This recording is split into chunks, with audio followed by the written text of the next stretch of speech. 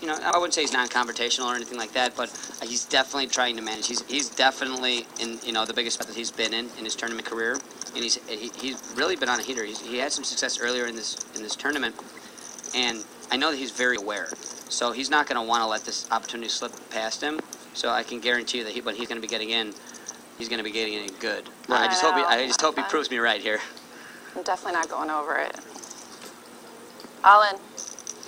Well, we have another all-in. Nick Guiganti in the 1 seat. Again, another one of the short stack has just pushed all in from the hijack. Nick's another guy who is very aware of push-fold strategy. I've played a lot with him on the circuit. He's a very good player, very capable, has good results.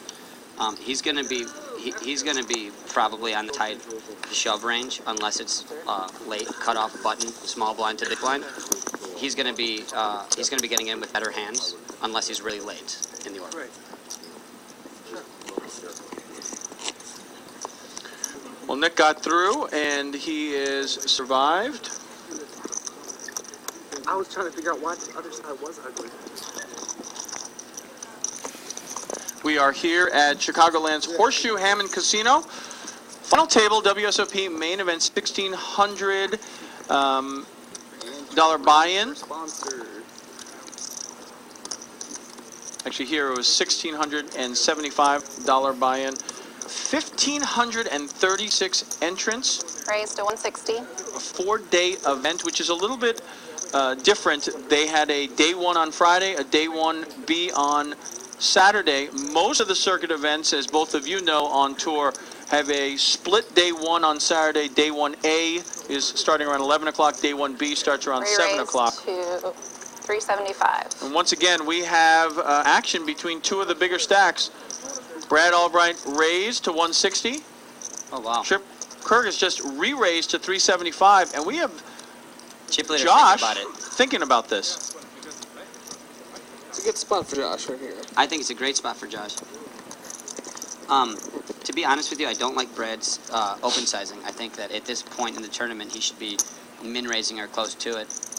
He is. I think he made it 160. Are we at 4080? 4080, yep. I think we're at 4080. Right, excuse me then. Yep. So then I apologize, and now I 100% agree with this open. Brad's going to let it go. Tripp's going to take this down. Raise from the cutoff, a re-raise from the button. Now this is, for players out there who are just watching and just kind of trying to understand this game, this is a very, very common thing that we see on tour, because obviously people who are raising from the hijack, people raising from the cutoff or button, especially if they're a bigger stack, and we've just seen Brad picked up a pretty nice stack before with this all in. Mm-hmm. It's a good opportunity for him to try to take the blinds and antes, and in all honesty, Tripp could be doing that with complete air there, thinking, believing that Brad is doing it with air. And that's what's good is that, it's about position. Tripp has experience and has chips. He has maneuverability. For him to be able to take that spot, it opened up great for him. And we, like Kurt said, it almost opened up better for Josh. Like, just as the way that the hand developed, it would have been a great spot for Josh to play a hand with air, but perhaps. He didn't do it. He believed that he was in the small blind and out of position, so it might have made that might have been the final deciding factor. Right, but also there's a dynamic that if he's in the small blind, it may look stronger to his opponents because it's all leveling fest. When you get to poker on that type of a level, I'm not in here. These guys are engaged right now. They've been playing for hours, so I can't tell you what's right and wrong. So we have another big hand between two of the chip leaders. Tripp Kirk raised to 160 from cutoff. Josh called from the button. We have a flop of 10 of diamonds, king of hearts, ace of diamonds. Tripp checked, and Josh is very slowly checking also. 9 of spades on the turn. For Tripp not to see bet, I would say he has any of those pairs that flop. Because he's playing pot control right now and just seeing what's going on. He don't want to mess with the big stack. Right. I'm assuming that as well because I think he would be betting air to try to take it down, as having his opponent assume that he has one of the cards on the board. So I would agree with you. Watch us be proven wrong too. No, we're good. I think we're good too. That's 225. Here if I was Josh with 2 Tripp checks. checks. Josh is betting out 225. I mean, I would be expecting a call. Expect a call a day right here. Just a call, though. Call. Yeah. For those of you who are watching at home, the oranges are 5K, the light blues are 25K, the charcoal gray is 100K.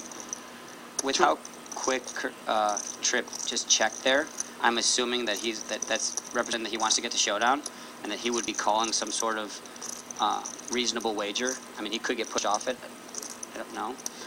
4 diamonds on the river completes the potential diamond flush.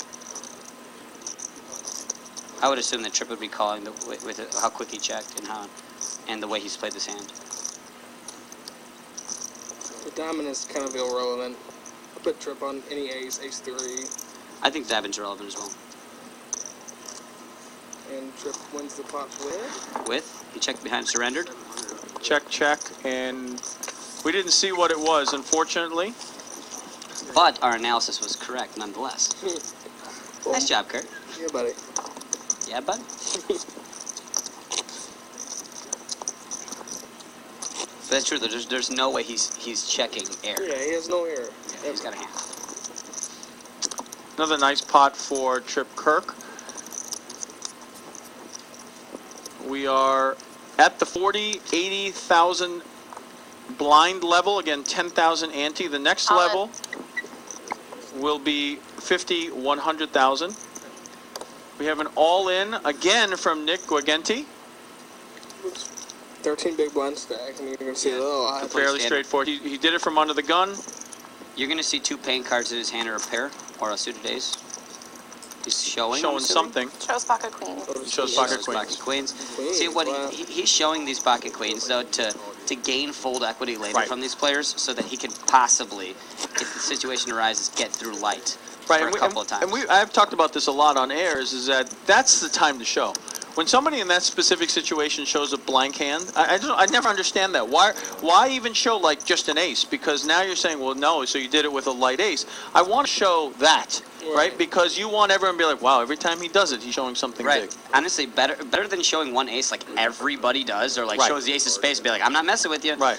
I would rather show aces or air. Right, And exactly. I agree with that only in that situation, though. Because, Right. I mean, you're not going to... If you have a big stack, you don't want to show. I mean, if you have it, if you don't have it, you don't want to show. I mean, I was always taught to show nothing at all and keep them guessing. Wow, a walk. So That's huge surprising. for What him. a I mean, bonus. That's huge. Yeah, that is very huge. for him. What That's a bonus. Big and 3/4 right there. Yeah. A walk for Nick Guagenti. Now, Nick's biggest career score came when he won the main event at the Midwest Regional Poker Championship at the Horseshoe Southern Indiana back in 2010. He earned just over $44,000 for the victory, and with this minimum 8th place finish, he has already bested that. But all told, Nick Guagenti has had over $300,000 in lifetime earnings. One of the largest earners here at the final table. Tripp has also had over $300,000. So obviously he's had his experience here at the final table, at final tables. Yeah, Big Nick's from Ohio. First 2 years I knew him, I thought he was from New York. I played a lot with him all over the country, so is Kurt. He's a very solid player, very capable, smart player, comes from an online background. Really, really good Raised online to player, too. 160. Yeah, He's had some really good results online. yeah, we got a lot of respect for him. So we're basically assuming that with his short stack and the decisions, basically pre-made for him when you're at that level of understanding. Right. That he's not going to make a mistake, and variance is going to lead him to a playable stack or out of the tournament. Well, Shiva raised from the button, and both small and big blind Nick Guagenti and Sean Zerko, who I don't think Sean's played a hand yet. Not surprising. And Ryan Reiss. I don't think either one of them. Now, you're 100%. They were the average stacks coming in, right? 5th and 6th. And it is not very surprising because they know they don't have much room. They have this equity in the table of hoping the 2 short stacks get knocked out, and then they can easily move up to minimum 80,000, doubling their payout from entering the final table. So you're right. It doesn't seem very surprising at all. It really isn't, because as a short stack and as a big stack, your strategy sometimes, and in some situations, this may be one of them, is to go after the middle stacks specifically. Right.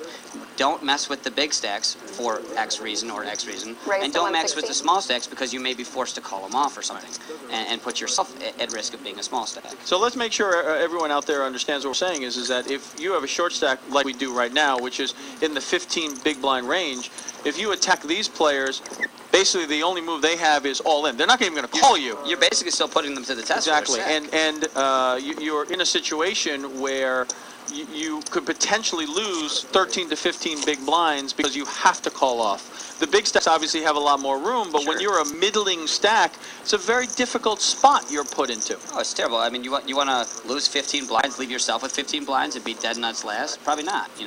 So What are the middle stacks right now? Like 40, 30 to 40 bigs each? I would mean, assume that the average stack's about 40. The average stack is about 3.4, so it's about At 80K, 40 42. bucks. Yep. Yeah, I mean, that crushes you. I mean, you're getting put in the other spot of that person. Yeah, You no know, man's land, really. Raise to 160. Shiva raising again. Plus- I like Shiva. Plus, He's the most active so far. I think. We have another raise of 160 All from in. Shiva, 160 from the hijack, and we have an all-in. Okay, now here's an interesting dynamic: is that Nick can actually be lighter here. He can be a lot lighter. He can be a lot lighter here if he just Shiva doesn't believe raising Shiva. a lot. Right. I mean, This could literally be any two. It doesn't have to be a and hand. he snap folds. He wins. Well, and his stack is just a... ace king. It's perfect. Well, and he shows ace king. He shows again. Okay. And I love the show. I mean, I really love the show here because just of what you just said, right? He could be light. Shiva's thinking, you know what? I know he's doing this because Shiva's been raising a lot. And now when he flips over the ace king, Shiva goes, oh, well, I guess he was doing it for real. And now the next time if he does it and he does it light, Shiva's got to respect it. He has to. I mean, he does, but here's the thing: is that I would have honestly showed neither. Over showing two, I like the first show. The second one I would never show. I don't like the second show because that means that, like, you're kind of now you've just given away way too much information. You've given you're It's making like, oh, you're I'm a baiting nerd. people to call you the third time. Right. because Because it's they're like thinking, have it done. how could you potentially, how could you have it 3 times in a row? And now it's the third time he has to have it. Raise Right. to You 160. know, like, Brad is raising to 160 here again. Personally, from the I wouldn't button? have, if I was Nick, I wouldn't have shown either hand, but I don't fault him for doing so because I understand his purpose. We are here again at Chicagoland's Horseshoe Hammond Casino here in Hammond, Indiana for the 2012-2013 World Series Circuit Season Stop presented to you by Southern Comfort 100 Proof. You know, when we came into today, all eyes were on one person. Claudia That one Crawford. person was Claudia Crawford. She entered today, day 3, with 29 players left with 3.426 million, basically the average of the Average final final table. table, yep. She unfortunately made a very difficult decision and difficult call when she tried to make a move from the small blind. She got short stacked, Raise to 160. doubled it back up, but unfortunately got short stacked again. Where? And this has really been kind of the year of the woman. True story. Just really, really short. 12 women made the final table this summer at the World Series. Of course, for those of you, and if you don't want the spoiler alert, put the mute button on for 1 second. But unfortunately, the Free race two to women 350. finished 10th and 11th at the main event. Gail Ballman and blanking on her name now all of a sudden. She Finished 11th. was like the English redhead, Hilly. That's right, Elizabeth Hilly. There That's you right, go. the There you Hill. go. There you That's go. right. So I mean, you had so many people, and if you have not, now mind you, just to get back to the action, Brad hand. raised to 160 or maybe 190. 191. Josh, 3-bet, 350. 3-bet, and there was a call.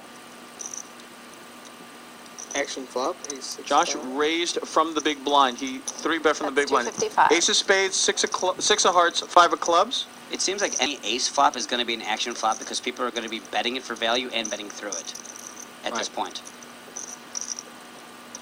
Again, 2 of the big stacks going at each other. Now, Josh has lost some chips along the way since his initial start. Brad's going to give this up. Josh is definitely not afraid to play. Well, I like to see bet size. Too. Yeah. We'll get back to what we talked about before. If you recognize or think you recognize the name of Claudia Crawford. Well, she was one of the last 3 women standing in the 2011 World Series main event. Many people remember Erica Motino was the last woman standing. Then Amanda Musumeci, finished 62nd. Claudia Crawford finished 85th that year, taking down $76,000. She went into